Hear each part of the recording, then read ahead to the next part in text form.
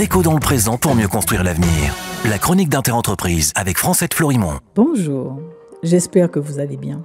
Suite et fin de la déambulation dans le manifeste des produits de haute nécessité écrit voilà 15 ans suite aux événements de 2009 par 9 intellectuels des Antilles de la Guyane dont Édouard Glissant.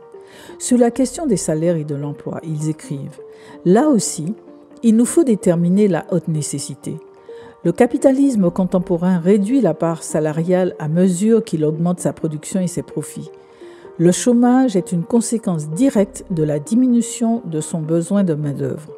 Quand il délocalise, ce n'est pas dans la recherche d'une main-d'œuvre abondante, mais dans le souci d'effondrement plus accéléré de la part salariale.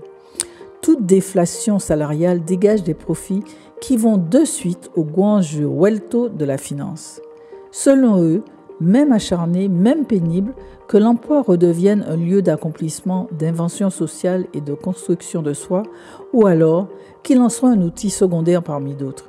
Il y a des myriades de compétences, de talents, de créativité, de folie bienfaisante qui se trouvent en ce moment stérilisées dans les couloirs de France Travail et les camps sans barbelés du chômage partiel né du capitalisme. Il y aurait du travail et des revenus de citoyenneté dans ce qui stimule. » Fin de citation.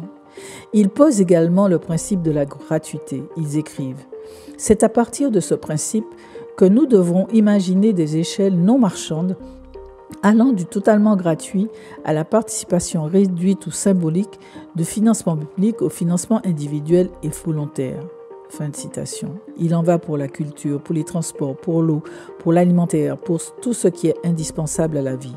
Selon eux, c'est le gratuit en son principe qui devrait s'installer au fondement de nos sociétés neuves et de nos solidarités imaginantes. Ce texte fait du bien dans ces temps troublés. Il y a un chemin.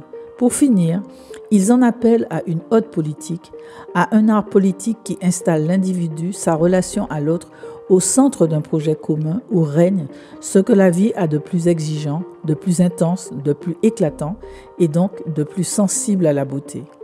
Ils clament tous ensemble. Petit pays, soudain au cœur du nouveau monde, soudain immense d'être les premiers exemples de société post-capitaliste, capable de mettre en œuvre un épanouissement humain qui s'inscrit dans l'horizontale plénitude du vivant. Après un tel point final, au boulot donc. À demain, prenez soin de vous. Déco dans le présent pour mieux construire l'avenir.